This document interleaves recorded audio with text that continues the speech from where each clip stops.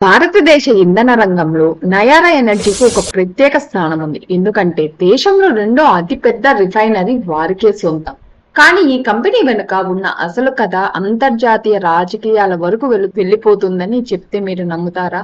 అవునండి, ఈ రోజు మనం ఎస్ఆర్ ఆయిల్ నుంచి నయారా ఎనర్జీగా మారిన అద్భుతమైన జర్నీని ఒక ఆసక్తికరమైన కథలాగా తెలుసుకుందాం.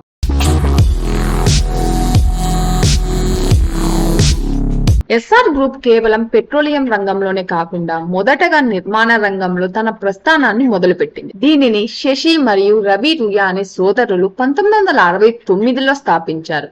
వీరు మొదటగా చెన్నై పోర్టులో ఒక బ్రేక్ వాటర్ ను నిర్మించడానికి కాంట్రాక్ట్ తీసుకున్నారు. అప్పట్లో విదేశీ కంపెనీలు మాత్రమే చేయగల పెద్ద ప్రాజెక్టులను దేశంలోనే చెయ్యాలన్న లక్ష్యంతో వీరు పనిచేశారు. ఇది వాళ్ళ స్వయం సమృద్ధి లక్ష్యానికి ఒక అడుగు మాత్రమే. 1980వ దశకంలో ఎస్ఆర్ గ్రూప్ శక్తి రంగంలోకి అడుగుపెట్టింది. 1990లలో భారతదేశం ఆర్థిక సరళీకరణ విధానాలను అమలు చేయడంతో ప్రైవేట్ కంపెనీలకు పెట్రోలియం రంగంలో ప్రవేశించే అవకాశం లభించింది. ఎస్ఆర్ ఈ అవకాశాన్ని అందిపుంచుకొని 1993లో దేశంలో తొలిసారిగా ప్రైవేట్ రంగంలో ఆయిల్ ఎక్స్ప్లోరేషన్ కాంట్రాక్ట్ ను గెలుచుకుంది. అప్పట్లో భారతదేశంలో పెట్రోల్, డీజిల్ సరఫరా ఎక్కువగా ప్రభుత్వ రంగ సంస్థలైన ఐఓసిఎల్, బిపిసిఎల్, హెచ్పిసిఎల్ చేతిలో ఉండేది. ఎస్ఆర్ ఆయిల్ ఒక ప్రైవేట్ సంస్థగా ఈ రంగంలోకి ప్రవేశించింది. దేశీయంగా ఇంధన ఉత్పత్తిని పెంచడంలో ముఖ్య పాత్ర పోషించింది. గుజరాత్ లోని వడినాడ్ లో ఒక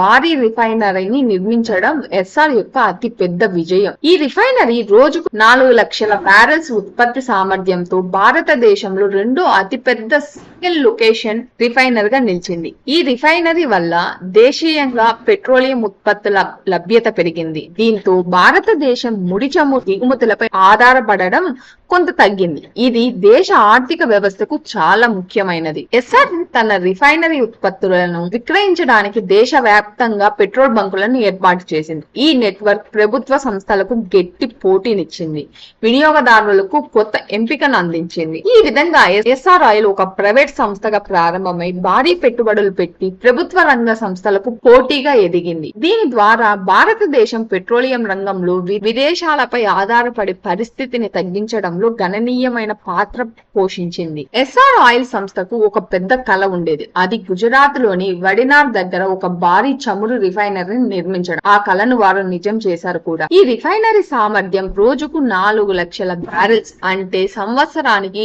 20 మిలియన్ టన్నులు అన్నమాట. ఇది భారతదేశంలో అతి పెద్ద రిఫైనరీలో ఒకటిగా ఉండేది. ఈ రిఫైనరీ కేవలం పెట్రోల్, డీజిల్ మాత్రమే కాదండి, జెట్ ఫ్యూయల్, ల్యూబ్రికెంట్, పెట్రోకెమికల్స్ వంటి అనేక కీలక ఉత్పత్తులను తయారు చేసేది. ఈ భారీ ప్రాజెక్ట్ ఎస్ఆర్ ఆయిల్ కు ప్రపంచ స్థాయిలో ఒక ప్రత్యేకమైన గుర్తింపును తెచ్చిపెట్టింది. దీనితో ఎస్ఆర్ ఆయిల్ కేవలం దేశీయంగానే కాకుండా అంతర్జాతీయ మార్కెట్లలో కూడా ఒక శక్తివంతమైన కంపెనీగా గుర్తింపు పొందింది. అయితే ఈ విజయ ప్రస్థానంలో ఒక ఊహించని మలుపు చోటు చేసుకుంది. 2010 తర్వాత కంపెనీపై భారీ అప్పులు పెరిగాయి, దాదాపు 1,00,000 కోట్లు. ఆ సమయంలోనే ప్రపంచ వ్యాప్తంగా ఒక అతిపెద్ద కార్పొరేట్ డీల్ కుదిరింది. 2017లో రష్యాకి చెందిన భారీ చమురు కంపెనీ రోస్నెఫ్ట్, అలాగే అంతర్జాతీయ ట్రేడింగ్ కంపెనీలు ట్రాఫిగురా మరియు యూసీపీ ఇన్వెస్ట్మెంట్స్ గ్రూప్స్ కలిసి ఎస్ఆర్ ఆయిల్ ను $12.9 బిలియన్ భారీ మొత్తానికి కొనుగోలు చేసింది. ఈ డీల్ లో వాటాదారుల పాత్ర చాలా ఆసక్తికరమైనది. రోస్నెఫ్ట్ దాదాపు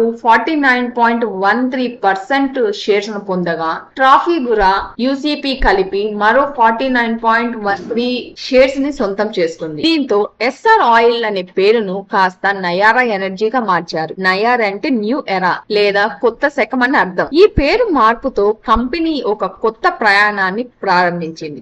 ఈ డీల్ తర్వాత నయారా ఎనర్జీకి కేవలం భారతదేశంలోనే కాదు, ప్రపంచ చమురు మార్కెట్లలో ఒక కీలక శక్తిగా అవతరించింది. నయారా ఎనర్జీ భారతదేశంలో దాదాపు 6,000కు పైగా పెట్రోల్ బంకులను నడుపుతూ తన నెట్వర్క్ ను విస్తరించింది. అయితే ఈ కంపెనీ భవిష్యత్తుపై అంతర్జాతీయ రాజకీయాలు తీవ్రమైన ప్రభావం చూపుతున్నాయి. రష్యా యుక్రెయిన్ యుద్ధం మొదలైన తర్వాత యుఎస్ఏ, యూరప్ దేశాలు రష్యాపై ఆంక్షలు విధించాయి. దీనివల్ల రష్యాకు చెందిన రోస్నెఫ్ట్ కంపెనీకి చెందిన నయారా ఎనర్జీకి కూడా కొత్త సవాళ్లు ఎదురయ్యాయి. ఈ ఆంక్షల కారణంగా నయారా ఎనర్జీ కొత్తగా అప్పులు పొందడంలోనూ అంతర్జాతీయ వాణిజ్య భాగస్వాములతో ఒప్పందాలు కుదుర్చుకోవడంలోనూ ఇబ్బందులు పడింది. అయితే ఈ క్లిష్ట సమయంలో రష్యా నుంచి చౌకగా లభించే ముడి చమురు దిగుమతులపై ఆధారపడిన నయారా కొంత లాభాన్ని ఆర్జించింది. అయినప్పటికీ ప్రపంచ వ్యాప్తంగా ఒత్తిడి కొనసాగింది. 2025 జూలైలో యూరప్ కొత్త ఆంక్షలు విధించడంతో నయారా మరింత ఒత్తిడికి గురైంది. అదే సమయంలో కంపెనీ కొత్త సీఈఓగా టెమ్యూ నియమితులయ్యారు. దీనికి తోడు 2025 సెప్టెంబర్ లో సౌదీ అరామ్కో, సోమో వంటి ప్రధాన చమురు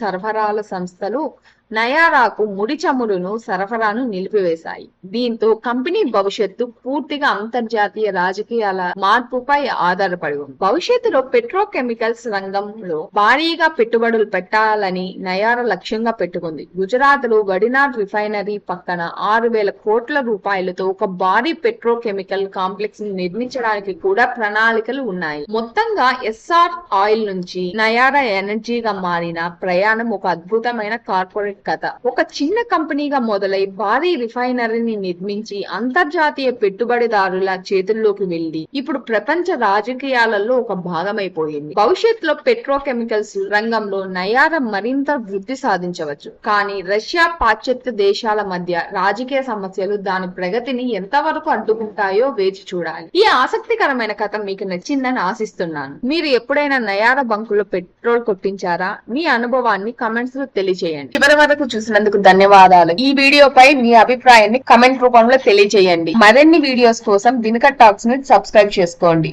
పక్కనే ఉన్న బెల్ నోటిఫికేషన్ ని క్లిక్ చేయండి. అప్పుడే మా కొత్త వీడియోలు మీకు నోటిఫికేషన్ రూపంలో వస్తాయి. మళ్ళీ కలుద్దాం.